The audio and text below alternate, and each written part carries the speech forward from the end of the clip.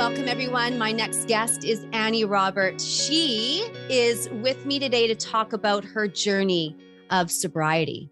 And this is a great conversation that we are going to have. It's so important. And for any of you who are experiencing a part of this journey, or some or none, or thinking about it, you know, this story has the power to give you hope, help you move mountains in your own life, and bring, I think, a little bit of faith into the story. So please welcome Annie Roberts. Thank you so much, Annie, for showing up today. Hi.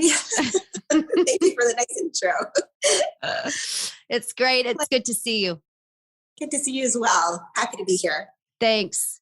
Well, I want everyone to know that I was on TikTok. Like we all are all the time when we're not supposed to be. That's right. Annie and I were just talking about the fact that, you start scrolling through TikTok and it's hours goes by before you really wake up and go, wait a minute, that was 3 hours? Yeah. So I found you on TikTok, and this is so interesting to me because you have like millions of likes because of who you are and where you go and the great way that you do things. And I was flipping through your profile, and I came across you in your car talking about sobriety. And I looked at the likes, and there was maybe 30,000 or like upper 20s, low 30,000s. And I thought, wait a minute. And I went back and I looked at the millions. And then I go back down and I'm thinking, you were so vulnerable. You were so honest. And yet there wasn't as many likes. And that to me is really profound. And how did you feel about what happened for you? When I made that video, I wasn't sure I was going to make it, but when I did, it was like, because not everybody knew that I had a relapse, right? And I was going up on my year and a half. It was the day of that, it would have been my 18 months. And I'm in my car and I'm like, everybody's sending me text messages. Oh, congrats. It's a year and a half. And I'm like, I'm like, you know what? I'm a lot of things in life, but full of crap, I am not. So I just went to the side of the road and put my phone up, and I told the truth. And I'm like, you know what? Today would have been 18 months of sobriety for me. And like I said, I'm a lot of things, but not full of crap. So you know what? I had a relapse, and this is what it is, and I'm going to grow from it. And I was experiencing so much shame in that day, like I said today. But you know what? I'm going to celebrate all the other days that I did stay sober, which were 520 some odd days. But in that time, I was just focusing on that day, on the 12 days that I did relapse during Christmas vacation. Yep. So I took it and spun it around and tapped myself on the back and said, you know what? You did 500 and I don't know how many days. And I was ready to put those days in the garbage because I was just focusing on the 12 days. And I just wanted everybody to know that if you do relapse, don't focus on your relapse. Focus on all the days that you stayed strong and you were there and you showed up for yourself. And it's hard. Like if anybody's battling with sobriety, it's hard. Every day is a battle for me. So that's what my message was. You know, don't focus on the 12 days, focus on the 525. So bravo to me. So that was my message in that TikTok. It was super vulnerable and very scary to share. And like you said, it didn't get as much attention or as any other video that I make. No. That is a joke. But you know what?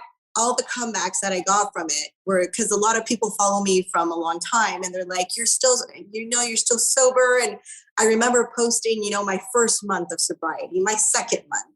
And now we're at a year and a half and they're like, you're still going strong. And you know what? And what came back was the accountability that I showed, for what I did. And it touched a lot of people though. It wasn't my biggest video, but the messages that I got were so, profound. And they were really beautiful messages. So at the end of the day, even if it didn't get a million likes, the messages that came out and the encouragements that I got that I really needed at that time on that day, it was amazing. Interesting to me because some of the things that you say there are, I mean, we have to unpack that. So why don't we try to, we're going to unpack this because it's full of so many things. So then take me back to your journey. So 18 months ago, you reached a bottom. You said something's not right. What would make you go and move into that space of saying, I got to curb my drinking? Well, I stopped on the 16th of August, the day that my oldest daughter left for college. She was leaving for college, and I remember I cooked all day and I drank all day. And I was just so sad. And my oldest daughter is like a mom to my two mini ones. And I was like, she's moving away. And, she was always there. She always has my back, even today, always. But she would always, be there for the girls. But I'm like, now I'm going to be alone with my kids, crazy.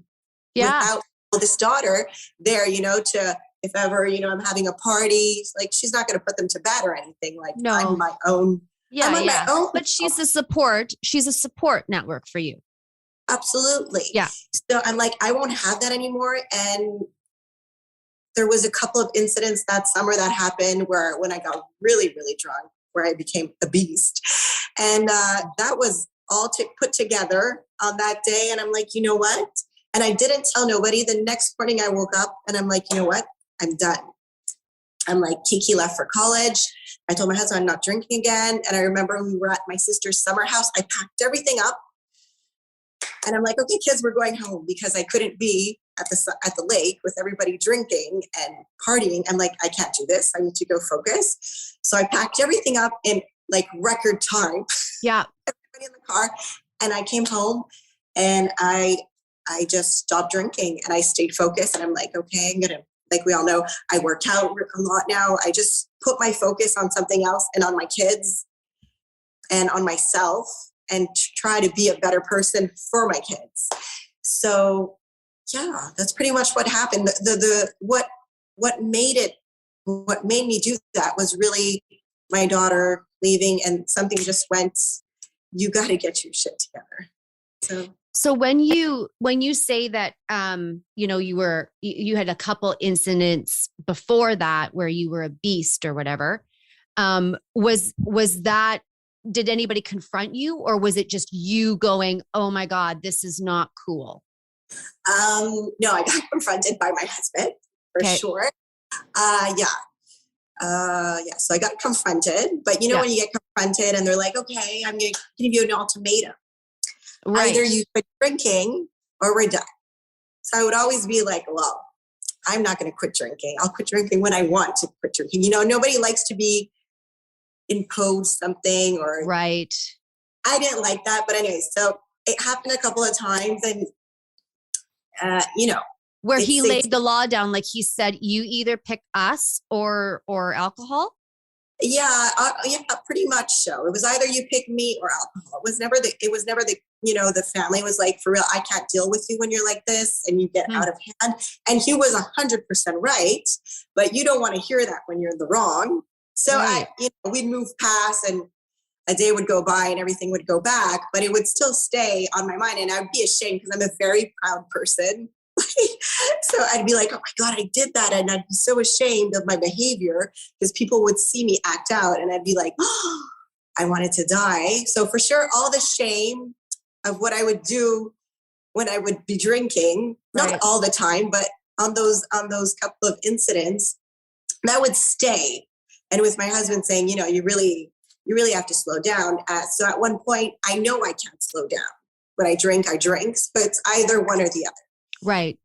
So this is really important, where you've just led us into that place where it would be a private conversation between you and your spouse or your significant other that says, no, this isn't okay. Like, they're seeing something that your friends or the people that are around you maybe thought, oh, it's just Annie, that happens Absolutely. sometimes, but then they don't see what's actually happening behind that, where for him, there's all of his feelings and his emotions and the courage that it takes for him to say, no, no more.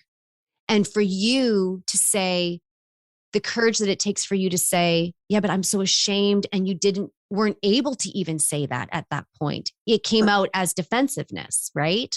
Oh, yeah. So how did you get to the place where you were able to hear your own embarrassment, your own fear, you said I was proud, embarrassed, and ashamed. How did you get to hear that? And how did you interact with that on your own? I'm an overthinker. So each time I would do something horrible, I would replay it in my mind and I'd be like, oh my God. Let's say I would see somebody else do that. What would I think? I'd be like, oh my God, that's I can't believe that person did that. But that was me doing those things. So I always put myself in the position of seeing somebody else do it. And what would I think of that person? Yeah. I'd be like, oh, yeah, horrible. But I'm like, that was me. So I was very ashamed of my behavior. And and it always comes down to, what do I want to show my daughters? And that is always my number one priority. So like my husband can be ashamed of me, but not my kids, Right. Tell me, Annie. Yeah. But if my kids, oh my God, I just want them to be proud of me, and I never want to bring any shame upon any of them. So it was really the kick that I got was, you know what, you have to show your daughters, a good example. And when you drink, you're not the best at, I would drink every day. So you're not, I wouldn't get drunk every day, but when you drink, everything can wait till tomorrow. Nothing's not that nothing's important. You're not as, organized, structured. And I thought my kids deserve better, When did you start? So if you were drinking every day, when did you start drinking? Well, it depends on which day and what happened on that day. So would you drink out of reflex to something in your life? Absolutely. Let's say I fight with my husband in the morning. Well, then I was going for lunch on my lunch hour. We were having drinks. Then you get home, you start cooking, you drink. My husband could come home and let's say I had a bad day at work. I could have had a half a bottle of grappa, and he's like, yeah, rough day. The thing also that killed me is I'm a very highly functional alcoholic. So that was the worst thing for me because I would never have hangovers. Right. I would function very highly. So that wasn't good, because I could accomplish anything while drinking. So, right. So that pretty much what didn't help my situation, because I was in my head, hey, I'm doing pretty good. Everything's done, Right. But you knew. I knew. We all knew, but yeah. And most importantly, I did, Wow. Thank you for sharing that piece. That's huge. That's huge. Like, Annie, honestly, that is just so honest. Well, it is what it is. Yeah. Wow. So, okay. So then you went to bed and you woke up the next day and you were like, I'm not doing this. Okay. So, but then how did that go? Because that's cold turkey. It's cold turkey. And I'm very strong-willed. And I don't, a lot of people that have quit drinking have come up to me and they're like, I don't even know how you did it. You did it without having any support or going to AA or, but I think what really drives me, and this is the most honest answer, is that my husband said I couldn't do it. Don't do that. So yeah. Okay. That's interesting. That drives me.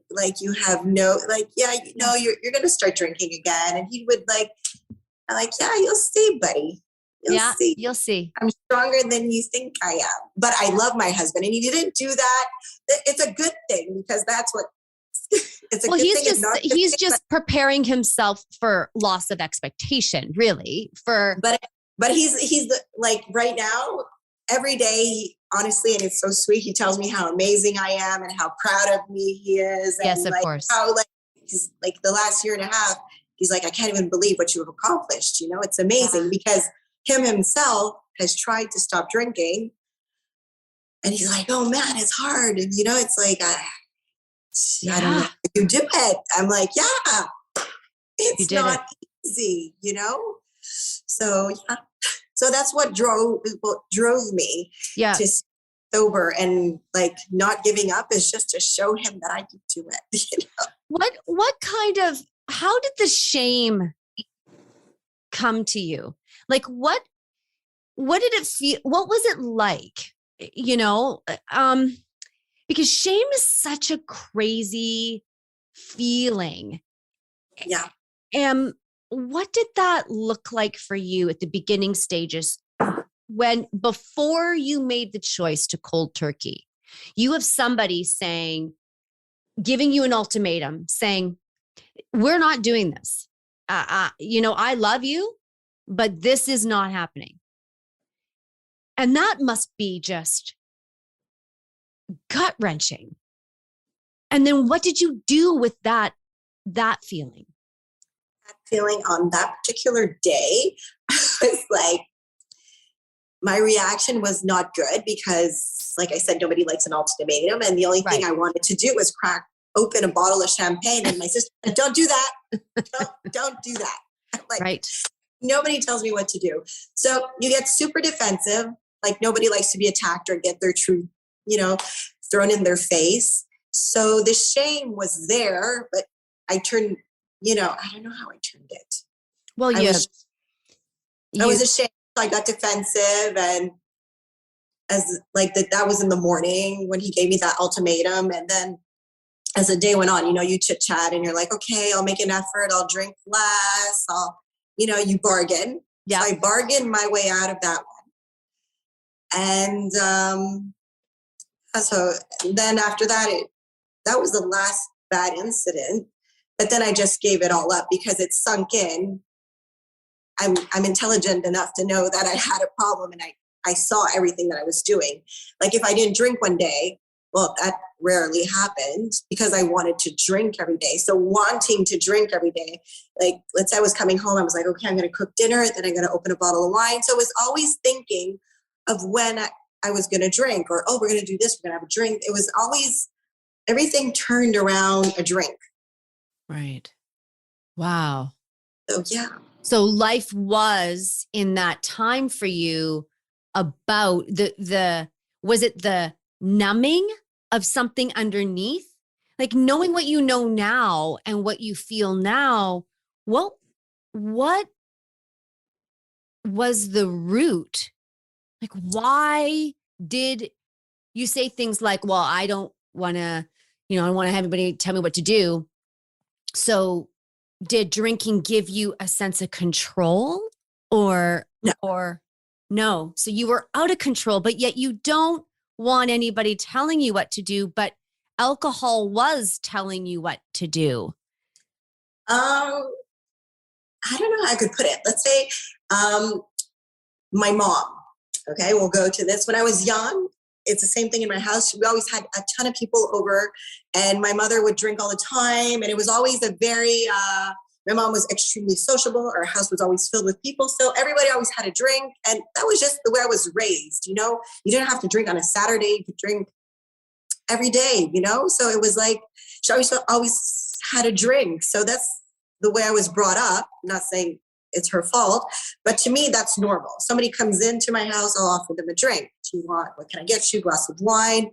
So, and like my mom, we're extremely sociable people. So we always have people coming over. So that's why it's extremely hard in our situation to stay sober, because we are always constantly around people, and everybody normally drinks, right?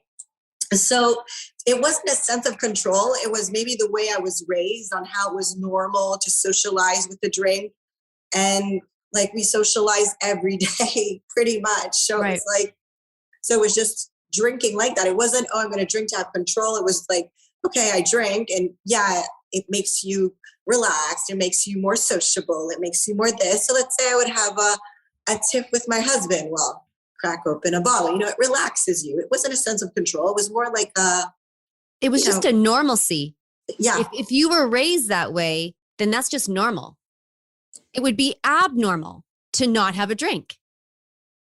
Kind of. Yeah. Interesting.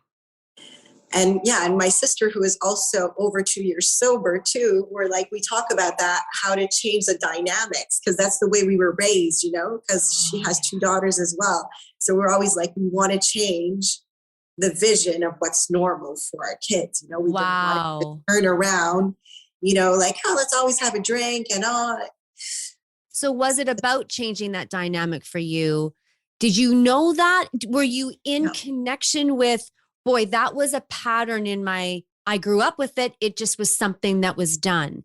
Did you get that when you were making that cold turkey decision, or was that later? No, it was later. It was later. Like the cold turkey thing was just like, it was enough. And I think more the time goes on, you have time to think about it, you know, and I thought about it in every which way. Like, why would I drink? Why would I do this? Or why do I get violent when I drink? Or why do I do this? So with my sister, I would put and like, I think I put my puzzle pretty much all together by now, but a big part of why we would drink like that, it just was normal for us growing up. Yep. And not to blame my mother or anything like that. It was just a normal thing. And that's the way we were raised. So then when you quit cold turkey, then you go through, when did it start? Was it hard the first day? Yeah. It's still hard today. Like, to be honest, not every day is hard. That would be lying. But a lot of days are hard. And I do tell my husband, I'm like, today I'm having a bad day. I would like, you know, if you can't drink today, like to support me in this one. Wow. That would be really good, you know? And I'm a lot more verbal about it because everybody knows that I'm very strong-willed and it looks easy and you just don't drink anymore. And after I relapsed in January, I'm like, you know what? It's not easy. And I'm like, I would really like for you to be aware. I'm telling you, I'm having a bad day. Like, we're going out for dinner. If you want me to go with you, don't drink, because I need that extra support. And if you can't do that for me, I'm going to stay home. And it's not a fighting thing. It's just like, don't put me in that situation where I'm going to be uncomfortable. And because sometimes you just need a little extra support. Anyways, I do. Yes. So we've come to that maybe a month ago. Right. To the conclusion. Like, if I'm telling you I'm having a bad day or something, can you just like, it's not that I don't want to be with you. It's because I can't, or I won't be of good company, or it's just going to, you know, not fun. Yeah. That's really important. And that actually, what has that done for you? It's set an expectation of what you need. You're saying what you need. You're saying the truth of your situation, and you're asking for, well, you're taking accountability for yourself. And then you're also asking your friend and your partner to support you in the accountability process. Yeah, exactly. What has that done for your social relationships? Oh my God. Because people would love the drinking Annie. Oh, everybody loves drinking Annie. But in the social, I would say last summer, me and my husband were like, oh my God, nobody comes and visits us anymore. Like they think we're boring. And I'm like, because we were like not the life of the party, but I'm like, pretty much we were fun. Yeah. And when I don't drink, it's like, it puts a little bit of a damper, I guess, but I'm still there, but it puts people uncomfortable that I don't drink. I think, like, nobody said it out loud, but I think it like, oh, Annie doesn't drink, or it's like, it's not as much fun, I guess. So then have you lost friendships from that? not my very close friendships. No. But like, like people that you would visit or, just like they'll come, people that we would party with come around a little less. Yeah. Partying. Right. Yeah. But to say that I've lost friendships over them. No. Okay. So take me now to, you begin to make it through 18 months of not drinking. And every day you say is a hard day. Not every day. A lot of days are still hard, but like some days are not. I went through the first year, like it went really, really well because, you're primed to get to that 1 year mark, right? So Sure. So you have all your energy and you want to succeed into that. And then when I passed the 1 year, okay, we did a year. And then I don't know, around Christmas time, like people talk to you, do you think you could drink again? I'm like, I don't know, maybe I could. Since, I quit for so long, maybe I'll drink intelligently now. And, I won't be in the same mood or I don't know. So that plays in your head, maybe I could do it again normally. And then we went on vacation and we're on the beach and we're having a drink with the kids and I order a daiquiri, which they're always virgin, and it gets to me and I take a sip and it has alcohol. So I turn to my husband and I'm like, oh, alcohol. He's like, I really want to drink it. And he's like, drink it. What's it going to do? Like, yeah, I'm going to drink it. So I drink it and then I drink another one and then I drink another one. And then I was with the kids and then I was like caught in, I didn't want the kids to know that I was drinking because they're so proud of me of not drinking. So I got caught up in that whole, when my husband would give me a drink, he'd be like, here's your drink. Like there's alcohol in it, but like, we're not going to tell the kids. So I was like, and then I felt like so bad to be in that dynamic. So anyways, the kids left before us. They came back because they had school. And the rest of the time I stayed maybe a week more with my husband and we partied. And at one point I remember I just started crying. I'm like, okay, I'm done again. Just bring me home. I'm on the beach. I'm like, no. I'm done. And he was super cute about it. He's like, okay, we're going to go. And then I'm like, for real, I can't drink anymore. And wow. That wasn't the last drink though. But then it came all together again because I didn't like the feeling. And then we came back, flew back to Montreal. Then we had another weekend in Toronto and I still wanted to drink again. So I'm like, you know what, and I always put it in a funny, fun way, right? I'm like, you're my drinking buddy. Let's have some wine. And then that's when I figured out, I'm like, no, because that's all I wanted to do again. I'm like, right. You know what? So I'm like, I told him, that's all I feel like I want to do. I'm trying to find ways to have a drink. I'm like, and that's super unhealthy. And when you're there, you know that it's a problem. Like, wow. 1 + 1 made 2. So my last drink was in Toronto in February. And yeah. And that is, I'm so grateful. Like, I'm proud of you. That's amazing for you to be able to speak honestly about it, number one. And number two, that you were able to, in the moment when you're on the beach and you're going, no, I can't. I don't even like how it feels. That was probably a really enlightening moment for you to be able to step into that feeling and say, it doesn't feel right to me. And then, of course, you say, and then I had it more, but it still didn't feel right. And that feeling helped you create a path that said, okay, now I really can't do this. There's no more guessing in your mind about whether you could or not. No, I couldn't. Right. So, yeah. And do you feel, I'm always curious about this question for people. When you say there's no question in your mind now, like what was the difference between, were you toying, to, just for lack of a better word, entertaining the idea that it might possibly not be as serious as you thought it was? Like, I wouldn't even, I don't know, for real. I was just like, in the moment that I got the drink and I'm like, okay, because it was bugging me for a while, because everybody wants you to drink, you know, when you go out to social events, they're like, just have a glass of wine. You can just have one. And I'm like, no, I just can't have one. And people are like, you'll see, you know, you stop for so long, and people like not being not nice about it or trying to convince me to go back that way. But it plays out in your mind after they go, you know, and they go and plant that in your brain. Like, maybe you could, you know, I know people that stopped and then they went back and they were okay. And so then I'm an overthinker. So that plays and plays and plays. And but let's camp there for a second, because that's so interesting to me.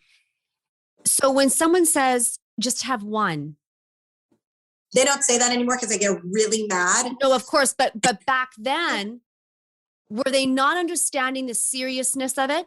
Or no. And I think even till today, like I really have really close friends that would probably, because if you've never experienced, you don't know what it is. So at one point I'm a little bit like, you know, they don't get it. Right. And I don't want to fight with everybody, or else I'd be fighting constantly with everybody. Right. But I think they just don't get what there's the impact that it has on me of what they're saying.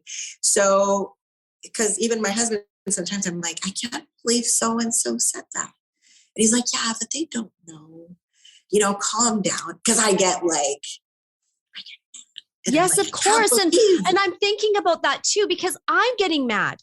Like I kind of feel like that's a boundary that isn't anybody's responsibility. Like when you say this is a really important moment, don't you think, Annie, for us to be able to talk to people and say, if you have a friend or you know someone, or it's you, it's really important to, when someone says no, to not say, oh, come on, just one more. Or I know someone who is an intelligent drinker, meaning they have the regulation.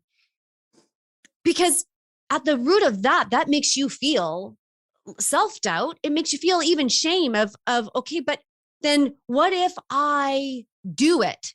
Well, what if you can't come back from that, Annie? Oh, for sure. For sure. No, but see, if people don't get it, and people, like my husband's always like, I always go back to my husband because he's always trying to stop drinking as well. But it's the social pressure that people put on everybody that they give up on me. Like they leave me alone now because they know. But on him, he's like, no, but you know, they're going to force me when I go there. I have to have a drink or else they get mad. I'm like, I say no. Like, come on, man, just say no. But people continue and they're like, just one drink, come on, da-da-da. And I'm like, how are we going to teach our kids? And I always go back to this, to say no to their friends. Yeah. If us as grown adults cannot say no to our friends from social pressure when you're almost 50 years old. But the social pressure is real, Annie. That's what's crazy, is that our kids and teenagers who are listening to this think, oh, you know, when you're older, like it's not, no. It never goes away. It never doesn't go away. That social pressure is real. And you would think that my husband, he's like pretty, like he has the hardest time to say no. And he's like, and people like, you'll say no and they'll go and they'll put a glass in front of you. Just, it's there if you want it. And I'm like, I get so bad. Okay. So this is a really important moment for us to gently remind people. If you are if you're that person, don't do that. Don't put a glass of anything, even a person's favorite drink, in front of them and say, it's there if you want it. Because so Annie, distill that down for me. What does that do to a person when someone says, but I hear you that you are not drinking, but here, just in case, there you go. Is that not tempting? And it is. And it's not nice. It's not nice. You know, it's like, it's horrible to me. Yeah. You know?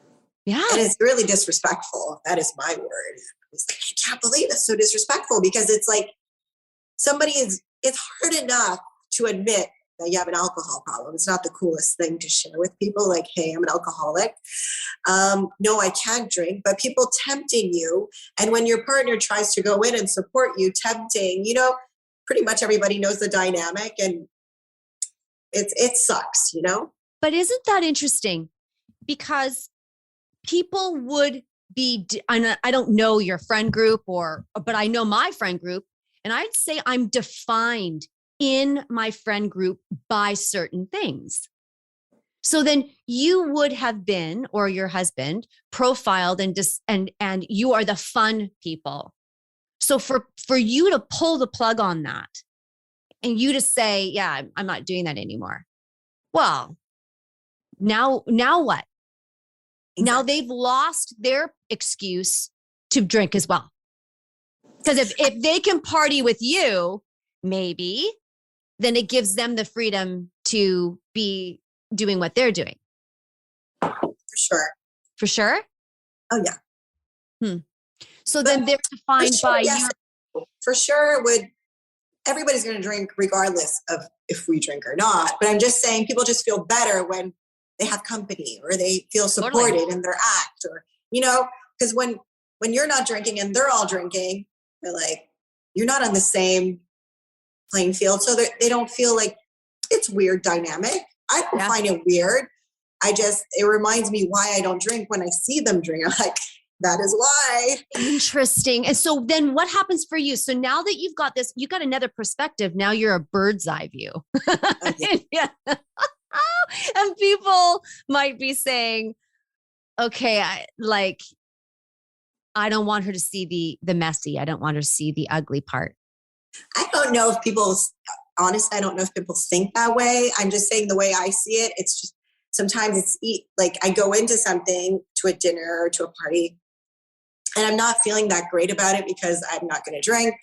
But sometimes, a lot of the times, I walk out and I'm like, I'm so happy I don't drink anymore. Like, this was a shit show, and good on me, because I don't want, like, you look at, and it's not that I go in there judging, or else it's not that. It's that you just see people and you're like, oh, I was like that, right? Oh gosh. Okay. No, we're good now.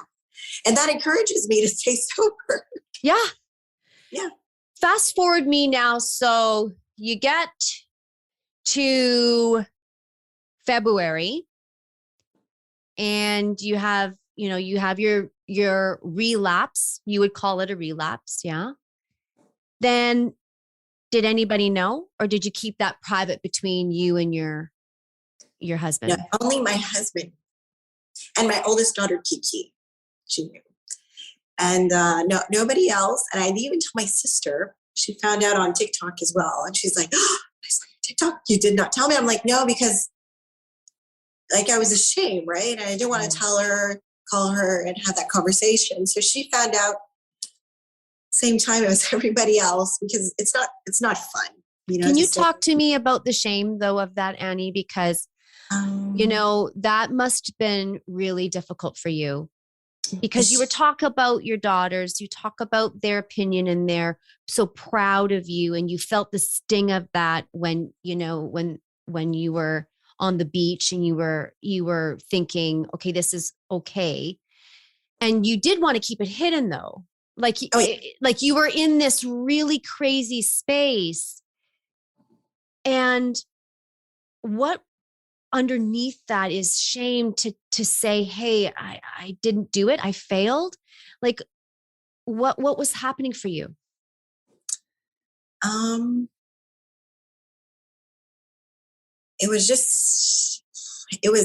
kids are so proud, like very, very proud of the fact that I don't drink anymore. It was just like, I couldn't imagine telling them, hey, mommy had a drink, them being so disappointed, or them getting scared that mommy was going to start drinking every day again, because I didn't want them to think that, or to get like, they're not very anxious or get anxiety about it. I don't know. I didn't know what, but I know I didn't want to let them down.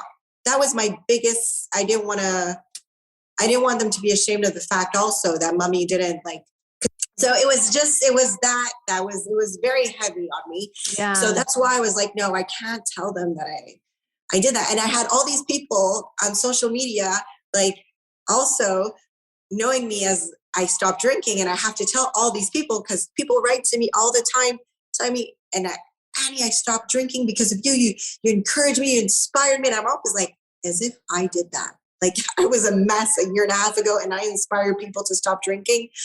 Oh my God.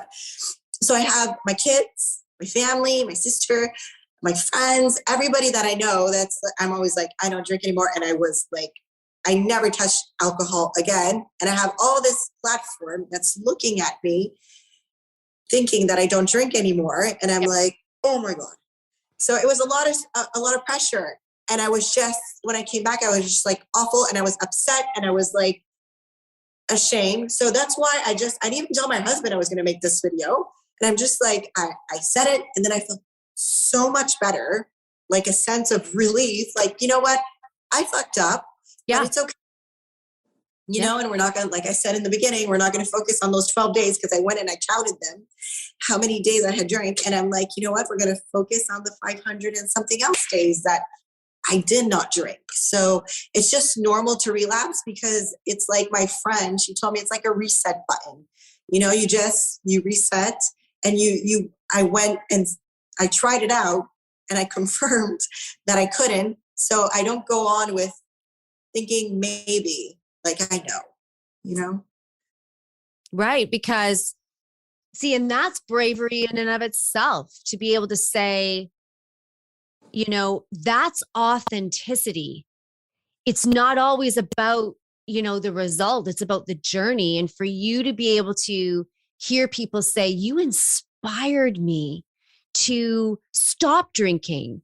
And then for you to have your time, the 12 days where you did relapse, well, then that's your reset, but it's also a accountability and it's truthful and it's showing people that it is about accountability. It is about truth. 100%. And it's not about whether you relapse again. I mean, I would not want that for you, for your health and wellness and your mental health. I wouldn't want that for you. But it isn't about that as much as it is about you saying in front of, you know, you said it and like what, 30,000 people saw it. You did that. That was the truth and accountability that drives you to vulnerability and honesty. That's like courage of the many. That is like so amazing. I'm amazed by that. That is powerful, Annie.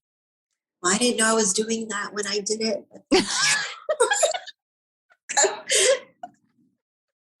Yeah.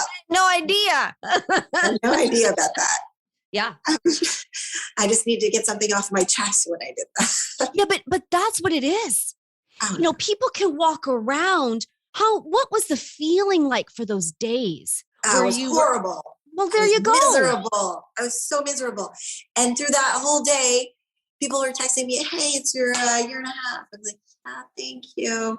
And then come like 3:00, I'm like, I'm done. I was on the highway. I went to the side and I'm like, I'm making this video. I'm done. Right. Because you couldn't tolerate the incongruence. No. You know, this is where you were. And it was like this. And you said, I can't. You said something about, did you say that you weren't a bullshitter? Is that what you said? No, I said I'm a lot of things, but full of shit I am not. That's what it is. You're a lot of things, but full of shit you are not. That in and of itself is commendable. And, you know, that is how people feel the impact of someone in their life where they go, whoa, no punches pulled there.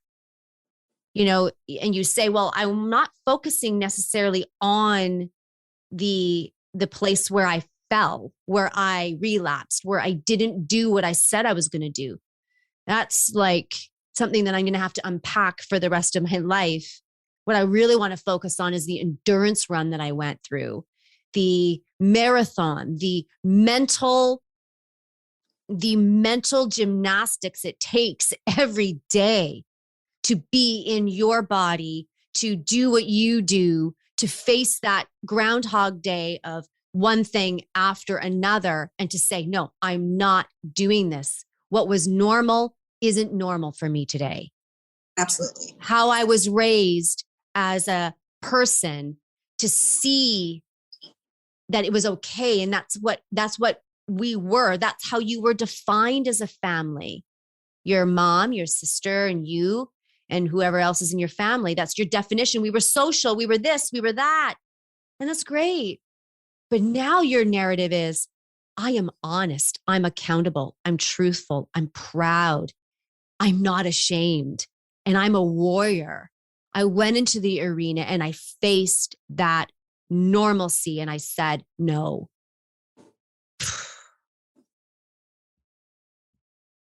Okay, now I'm going to cry. Okay. You are a warrior, Annie. Okay. And I thank you for that. Thank you for that. Okay. And I think we sit in that sacredness. I'm feeling it too. And I just want you to feel the power, the sacredness of that. You cannot, no one can take it away from you. Yeah. No, that I know. Like when I go on when I look at my journey, I say nobody can take away what I did or this journey, because every day was me and myself against myself. And so nobody can take that away. And I'm very, very proud of it. And I continue focusing on my sobriety. How do you go forward now? Like how do you move forward? How do I move forward? A day at a time. And what does a day look like for you? A day, what helps me a lot is I work out a lot. You follow me on my Instagram, you see that.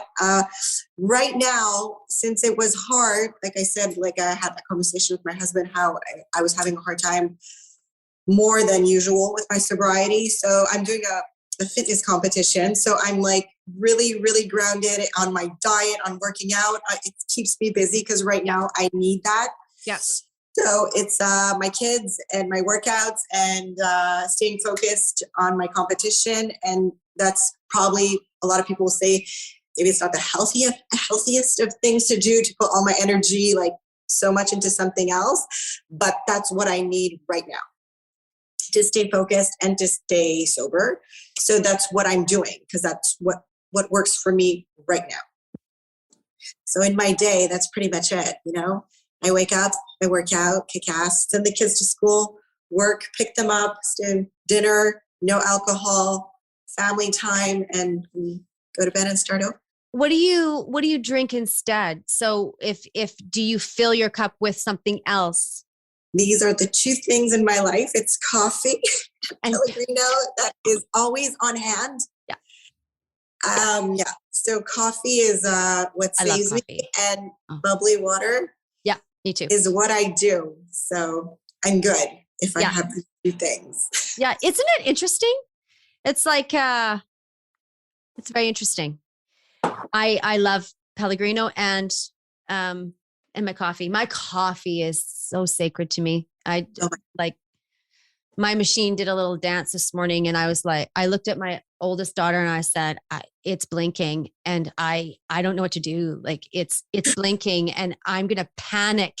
I need I love, it's a ritual to me. It's like, wake up with your cup of coffee and oh, me too. Me too. Absolutely. I can't live without my coffee. But see, that's interesting to me too.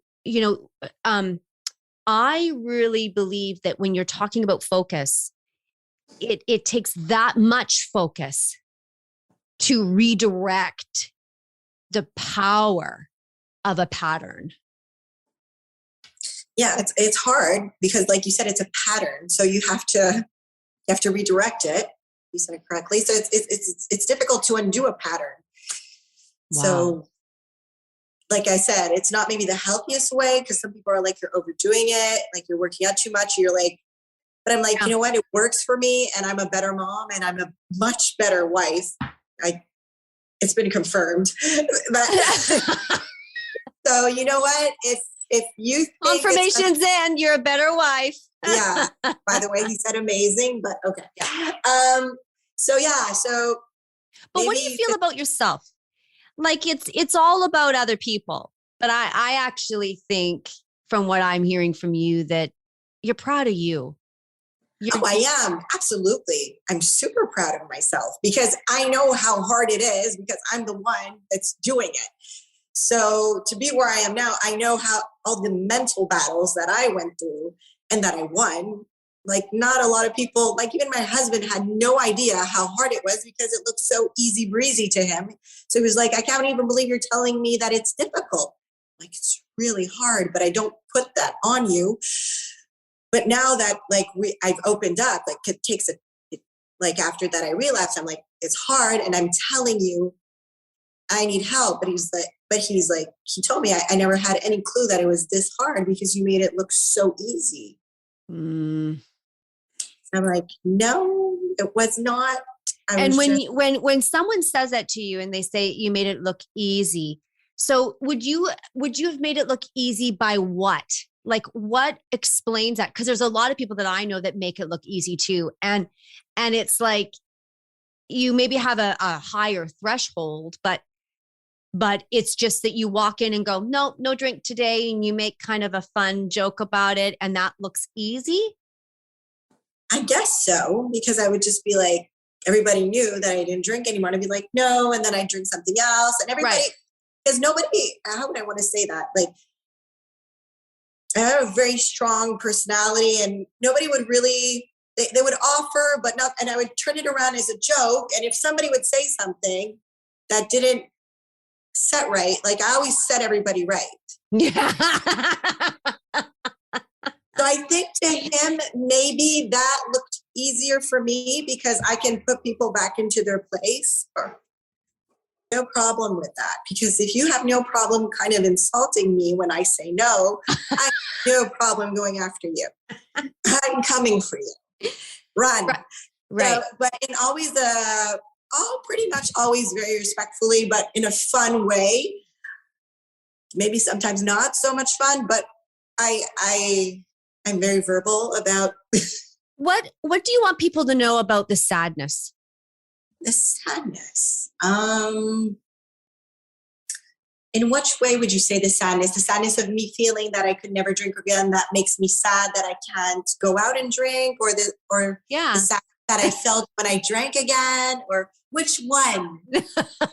Both. The sadness that it brought to me when I relapsed, it was so I was ashamed, and I was like, I failed. Like, to me, I failed, because I was such on a good stretch, and that brought me sadness.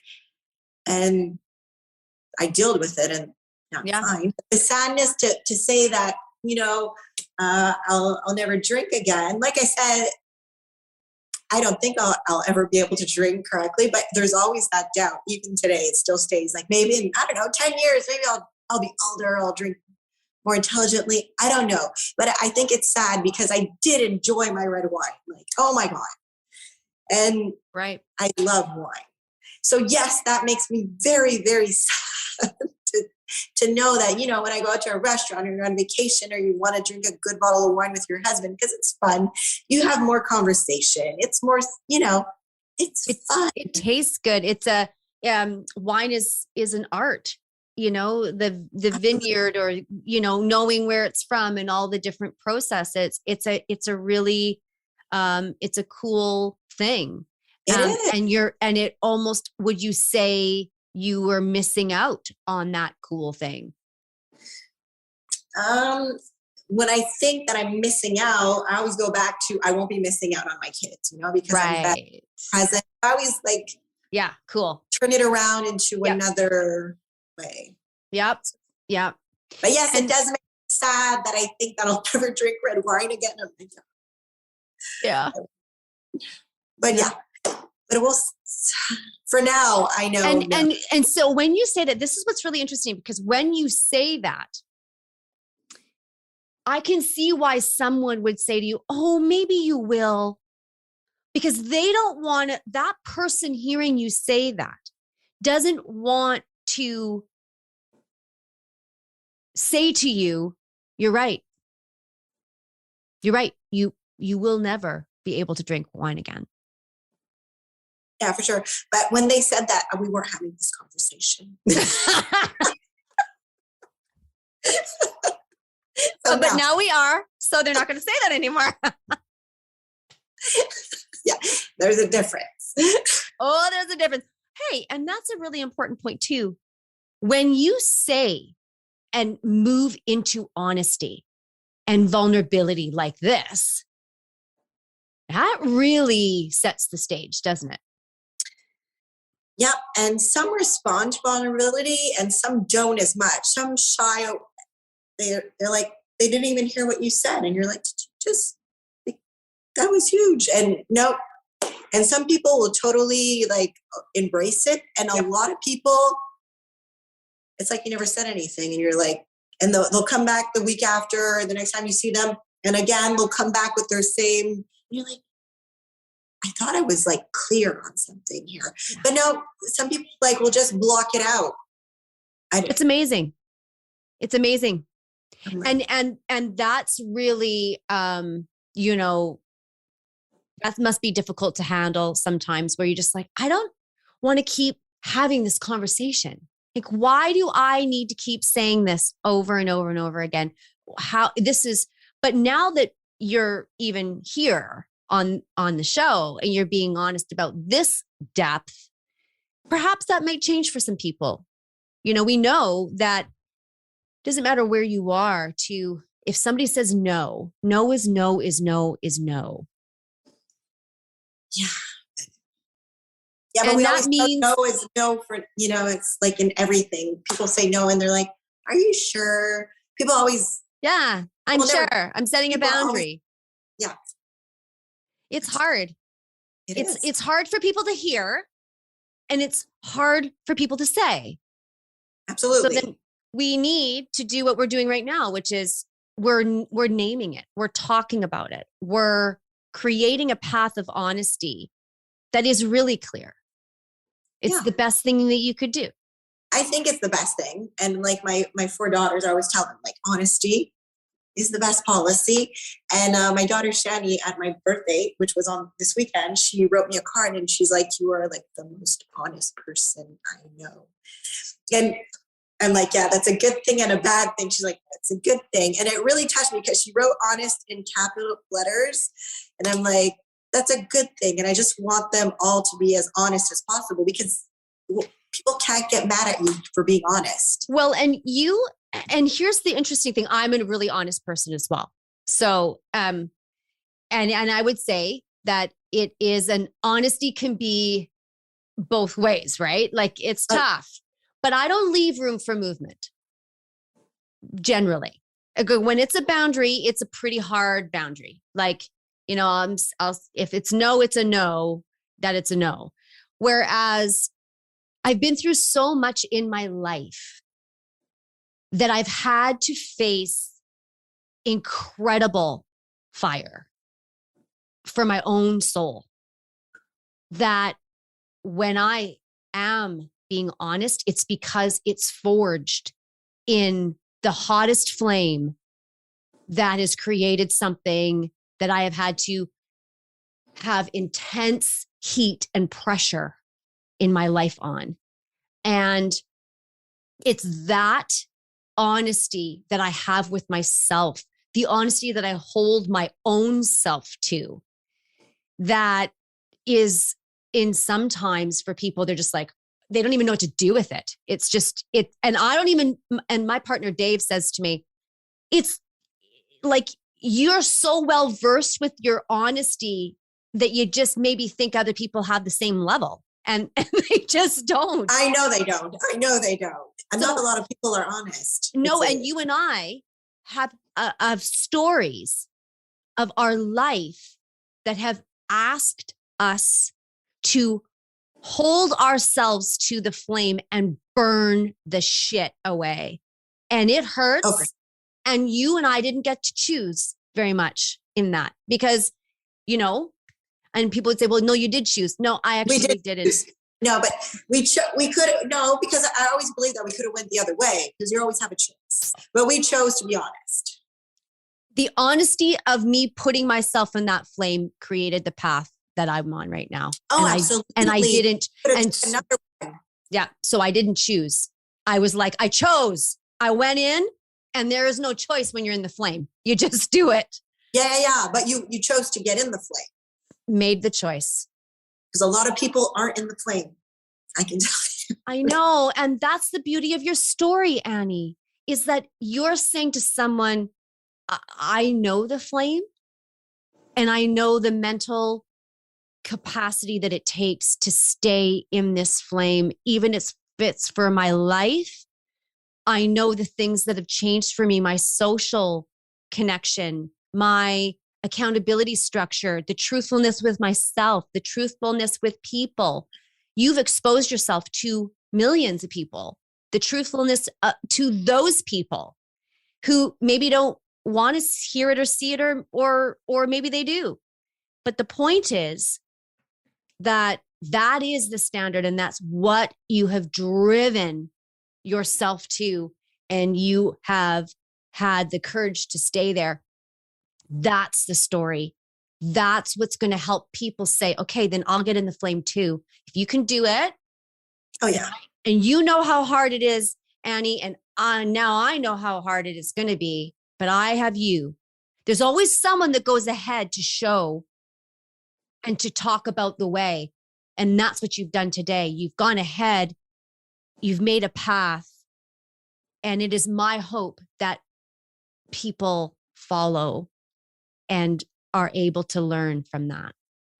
Into the flame, we all go. Because you're a phoenix, and that's been beautiful. Thank you. I'm so happy. This was so intense. Oh my God. But yeah, no, for sure. If I can inspire just one person, that's what I always say. It's all worth it, you know? Just change one life, encourage, inspire somebody to go onto a better path. Amazing. Okay, so as we wrap up, what do you want to say to people? Be honest about yourself, to yourself, for yourself, and always just try and, I don't know, be the best version of yourself. It's all about you, you know, it's you against the world, and never do anything for anybody else than yourself, because it will never work. And I've proven that to myself. And yeah, it's pretty much it. It's cool. I appreciate it. I appreciate you. I appreciate your journey. And I want to say thank you for learning to not betray yourself. You. And also, don't be afraid if you fail, because I've been there, and always, you know, focus on what you succeeded to do and not on the failure, and continue, get back up and continue, because failure, we're all human, and it does happen, and it's happened to me. And don't be ashamed, because it's part of the journey. And that's what I think why we're sitting here today. So it's to not be afraid. Everything is hard. And if you fail, just get back up. That's all I have to say. Yes. Well, thank you. It was a privilege. What a privilege. What a great way to spend my time today with you. That this has just been such an honor because it's such a personal, private thing, and you've made it something that people can really understand. And you're so honest and open. I wish I could see you in the flesh, but that's not going to happen. And but thank you for being here today and giving us something to really think about. Well, thank you for having me. It was awesome. Thank you.